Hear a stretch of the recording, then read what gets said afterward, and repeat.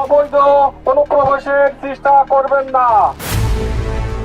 ভূ রাজনীতির খেলায় কখনো কখনো সবচেয়ে বড় আঘাতটা আসে ঢোল পিটিয়ে বা বন্দুক ধরে নিয়ে আসে এমন এক নীরব কৌশলের মাধ্যমে, যেখানে শত্রু বুঝতেই পারে না যে সে কখন কোথায় ফেসে গেছে। সম্প্রতি পশ্চিমবঙ্গের নতুন মুখ্যমন্ত্রী শুভেন্দু অধিকারীর একটা দাবি এবং তার পরবর্তী সীমান্ত পরিস্থিতি নিয়ে দেশের মিডিয়ায় যে উত্তেজনা তৈরি হয়েছে তা আসলে ভাষা ভাষা খবরের চেয়ে অনেক গভীর কিছু। 4800 জনকে ফেরত পাঠানোর যে দাবি করা হয়েছে সেটা কি আসলেই কোনো সীমান্ত ব্যবস্থাপনার সাফল্য, নাকি এটা একটা ভেঙে যাওয়া প্রজাতন্ত্রের রাজনৈতিক থিয়েটার, যেখানে বাস্তবতার মাটি থেকে সম্পূর্ণ বিচ্ছিন্ন হয়ে কিছু নেতা আন্তর্জাতিক আইনকে হাস্যকর করে তুলছেন? আজকের এই বিশ্লেষণে আমরা সেই পর্দার আড়ালের গল্পটা তুলে ধরব। পশ্চিমবঙ্গে ক্ষমতার পরিবর্তনের পর শুভেন্দু অধিকারী যে বার্তা দিতে চেষ্টা করছেন তার মূল টার্গেট আসলে ঢাকা না, বরং কলকাতা এবং দিল্লির নিজস্ব ভোট ব্যাংক।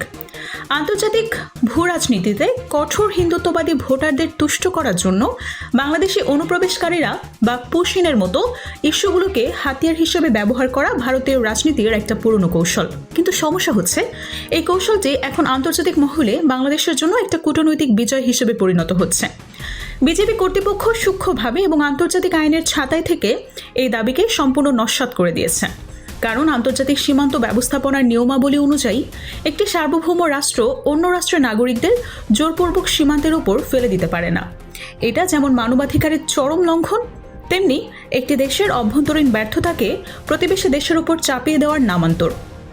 শুভেন্দুর এই দাবি প্রমাণ করে যে তারা হয়তো রাজনৈতিক মঞ্চে জোরালো কথা বলতে পারেন, কিন্তু সীমান্তের ভৌগোলিক বাস্তবতা এবং আন্তর্জাতিক আইনের কাঠামোর সামনে তাদের এই ধরনের অপপ্রচার ভ্রান্তি ছাড়া আর কিছুই না। এবার আসি জামালপুরের বক্সিগঞ্জের রামপুরারাম সীমান্তের ঘটনায়। এখানে যা ঘটেছে তা কোনো সামরিক সংঘাত না, বরং এটি একটি মনস্তাত্ত্বিক যুদ্ধের পরাজয়। ষাটোর্ধ্ব একজন ব্যক্তিকে কাঁটাতারের বেড়ার ফাঁক দিয়ে ঢোকানোর চেষ্টা করা হয়। এটা কোনো দুর্ঘটনা না, এটা একটা পরীক্ষা। বাংলাদেশের সীমান্ত প্রতিরক্ষা ব্যবস্থা এবং স্থানীয় জনমনে যে ভয় বা আতঙ্ক একসময় কাজ করত সেটা এখনও আছে কিনা তা যাচাই করার একটা সস্তা প্রচেষ্টা। কিন্তু যা হয়েছে তা নতুন বাংলাদেশের চেহারায় প্রতিফলিত হয়। বিজেপির পেশাদার দক্ষতার পাশাপাশি সীমান্তবর্তী এলাকার সাধারণ মানুষ যেভাবে ঐক্যবদ্ধ হয়ে দাঁড়িয়েছে তা চোখে পড়ার মতো। একসময় সীমান্তের মানুষরা বিএসএফের গুলিতে কেঁপে উঠতেন, কিন্তু গত কয়েক বছরে দেশের অভ্যন্তরীণ রাজনৈতিক স্থিতিশীলতা এবং একটি শক্তিশালী প্রশাসনিক ব্যবস্থার প্রতিফলন এখন সীমান্তের মানুষের চোখে দেখা যায়। তারা আর ভীত সন্ত্রস্ত পর্যবেক্ষক না, তারা এখন নিজেদের ভূমির সরাসরি রক্ষক। যখন দুই পাশের নাগরিকদের মধ্যে উত্তেজনা ছড়িয়ে পড়ে এবং ভারতীয় পাশের লোকজন পিছু হটতে বাধ্য হয়, তখন বোঝা যায় যে মানুষের মনস্তাত্ত্বিক দেয়ালটা কতটা উঁচু হয়ে গেছে। এই দেয়াল ভাঙার কোনো অস্ত্র সত্যিকার অর্থে আমাদের পৃথিবীতে এখনো পর্যন্ত আবিষ্কার হয়নি। অন্যদিকে দেখা যায় আমরা যা আলোচনা করলাম সেগুলো হলো ভূপৃষ্ঠের ঘটনা, কিন্তু আসল খেলাটা হচ্ছে কূটনৈতিক এবং ভূকৌশলগত বোর্ডে। ভারত যদি ভেবে থাকে যে সীমান্তে সামরিক বা আধা সামরিক চাপ দিয়ে বাংলাদেশকে কোণঠাসা করা যাবে, তবে তাদের ভূগোলের বইখাতা আরেকবার খুলে দেখা উচিত। ভারতের মানচিত্রের দিকে তাকালে একটি চরম ভৌগোলিক দুর্বলতা স্পষ্ট হয়ে ওঠে। মূল ভারতের সাথে তাদের উত্তর পূর্বের 7টি রাজ্য আসাম, মেঘালয়, ত্রিপুরা, মিজোরাম, মণিপুর, নাগাল্যান্ড এবং অরুণাচল প্রদেশের একমাত্র স্থল সংযোগ হল পশ্চিমবঙ্গের উত্তরে অবস্থিত শিলিগুড়ি করিডর। বিশ্ব ভূ রাজনীতিতে যাকে চিকেন নেক বলা হয়, এই করিডোরের প্রস্থ মাত্র 22 কিলোমিটার। এখন কল্পনা করুন, দুই দেশের মধ্যে যদি সীমান্তে চরম উত্তেজনা তৈরি হয় এবং যুদ্ধাবস্থার দিকে যাওয়া হয়, তবে 22 কিলোমিটারের সরু পথটি অচিরে অচল হয়ে যাওয়ার সম্ভাবনা শতভাগ। বাংলাদেশের অবস্থান এমন যে এই করিডোরের ঠিক পাশেই এর একটি বিশাল অংশ লুকিয়ে আছে। কৌশলগতভাবে যে কোনো সময় এই পথটি নিষ্ক্রিয় করে দেওয়া সম্ভব। ফলাফল, মুহূর্তের মধ্যে ভারতের প্রায় 50 লাখ বর্গ কিলোমিটার এলাকা মূল ভূখণ্ড থেকে বিচ্ছিন্ন হয়ে যাবে। এটি কোনো কাল্পনিক গল্প না, এটি সামরিক বিশ্লেষকদের কাছে একটি জ্বলন্ত বাস্তবতা।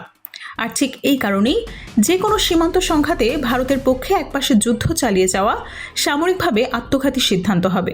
শিলিগুড়ির ভয় একাই যথেষ্ট হলেও আধুনিক যুদ্ধ বিজ্ঞানে আঞ্চলিক জোট বা রিজিওনাল এলিয়েন্সের যে ধারণাটি এসেছে তা ভারতের জন্য আরও বড় ঝুঁকি তৈরি করেছে। দক্ষিণ এশিয়ার ভূ রাজনীতি এখন আর দ্বিপাক্ষিক না, এটি বহুমাত্রিক। ভারতের উত্তর সীমান্তে চীনের সাথে যে চলমান সীমান্ত বিরোধ রয়েছে তা কোনো গোপন বিষয় না, অন্যদিকে পশ্চিম সীমান্তে পাকিস্তানের সাথে দীর্ঘদিনের উত্তেজনা। সামরিক পরিভাষায় একে বলা হয় টু ফ্রন্ট ওয়্যার বা দুই মোর্চার যুদ্ধ। বর্তমানে বিশ্বের প্রায় কোনো শক্তি একই সাথে দুই ফ্রন্টে যুদ্ধ করার সামরিক ও অর্থনৈতিক সক্ষমতা রাখে না। এখন যদি ভারত পূর্ব সীমান্তে বাংলাদেশের সাথে একটি তৃতীয় ফ্রন্ট খোলার চেষ্টা করে, তবে এটা হবে নতুন বাংলাদেশের জন্য একটি সুযোগ, যেখানে বৈশ্বিক কূটনীতিতে তারা চীন এবং পাকিস্তানের মতো শক্তিগুলোর সাথে যৌথ কৌশলগত অবস্থান তৈরি করতে পারে। একটি দেশের শক্তি কেবল তার সামরিক বাহিনী দিয়ে পরিমাপ করা হয় না, দেশের অভ্যন্তরীণ ঐক্য একটি বড় ফ্যাক্টর। ভারত যদি বাংলাদেশের দিকে মনোযোগ দিতে চায়, তবে তাদের নিজেদের অভ্যন্তরীণ ফাটলগুলো আরও বড় হয়ে দেখা দেবে। এছাড়া পাঞ্জাবের খালিস্তান আন্দোলন, কাশ্মীরের চলমান অসন্তোষ এবং দক্ষিণ ভারতের কিছু রাজ্যের কেন্দ্রবিরোধী মনোভাব, এগুলো ভারতের জন্য ইতোমধ্যেই বড় চ্যালেঞ্জ। বাংলাদেশ সীমান্তে যুদ্ধের পরিস্থিতি তৈরি হলে এই অসন্তুষ্ট অঞ্চলগুলোতে দিল্লির নিয়ন্ত্রণ আরও দুর্বল হয়ে পড়বে। বিশ্লেষকরা মনে করেন, একটি বহু জাতিগত বহুভাষিক দেশ হিসেবে ভারতের জন্য বাহ্যিক শত্রুর চেয়ে অভ্যন্তরীণ বিভক্তি বেশি মারাত্মক। আর এই কারণেই ভারতের প্রতিরক্ষা নীতি নির্মাতার কোনো রকম আগ্রাসী পদক্ষেপে যেতে চরম সতর্কতা অবলম্বন করতে হবে।